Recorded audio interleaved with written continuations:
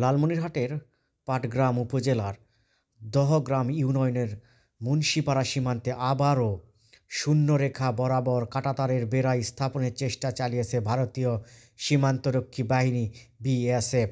তবে খবর পেয়ে বর্ডার গার্ড বাংলাদেশ বিজিবি সদস্যরা সীমান্ত আইন লঙ্ঘন করে বেড়া নির্মাণের প্রতিবাদ জানালে কাজ বন্ধ রাখেন বিএসএফ সদস্যরা। আজ শুক্রবার বিকেলে এই ঘটনার পর সেখানে উত্তেজনা বিরাজ করছে। এদিকে নওগাঁর ধামিরহাট সীমান্তে কাঁটাতারের বেড়া নির্মাণকে কেন্দ্র করে উত্তেজনাকর পরিস্থিতি নিয়ে বিজিপি ও বিএসএফের মধ্যে পতাকা বৈঠক অনুষ্ঠিত হয়েছে শুক্রবার বিকেলে 4টায়।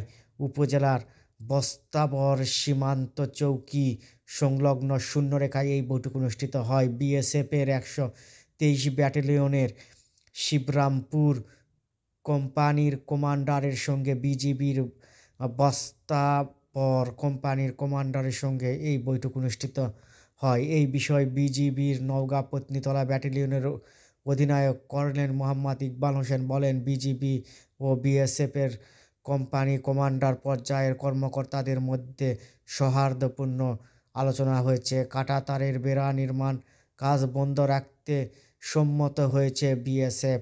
সীমান্ত কাঁটাতারের বেড়া বা রাস্তা হবে কি না তা বিজিবি বিএসএফের ঊর্ধ্বতন কর্মকর্তারা বৈঠক করে সিদ্ধান্ত নেবেন। তিনি আরও বলেন, বিএসএফ বলেছেন তারা সীমান্তের শূন্যরেখা থেকে 150 গজের মধ্যে তারা কোনো বেড়া বা স্থাপনা করবে না।